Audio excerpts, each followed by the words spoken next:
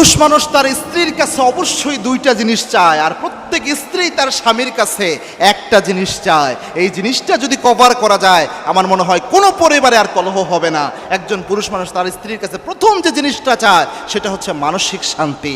একজন পুরুষ মানুষ হাজার বাহিরের ব্যস্ততা, হাজার পেরেশানির পর যখন ঘরের পরিবেশে আসে, ওই পুরুষটা চিন্তা করে তার স্ত্রীর কাছে একটা মানসিক প্রশান্তি পাবে। এবং আল্লাহ বানিয়েছে ওই সম্পর্কটা এই জন্যই, লিতাসকুনু ইলাইহা, যেন একজন আরেকজনের কাছে মানসিক প্রশান্তি পায়। ওয়া জাআলনা বাইনাকুম মাওয়াদ্দাতাও ওয়া রাহমা, এখানে রহমত দিয়েছে আল্লাহ। এই জায়গা থেকে একজন পুরুষ মানসিক শান্তি পাবে, এটা পুরুষ অবশ্যই চায়। দুই নাম্বার যে জিনিসটা অবশ্যই চায় সেটা হচ্ছে রেসপেক্ট চায়, সম্মান চায়। আর একজন নারী তার স্বামীর কাছে একটা জিনিস অবশ্যই চায়, সেটা হচ্ছে তার স্বামী তাকে বুঝবে, তার অনুভূতি শুনবে। এই জিনিসটা একজন নারী চায়। কেননা একজন নারী নিজের পরিবার ছেড়ে, আব্বাকে ছেড়ে, আম্মাকে ছেড়ে যখন স্বামীর ঘরে এসে স্বামীর ঘরকে আপন করে নেয়, অনেক কষ্ট তার মনে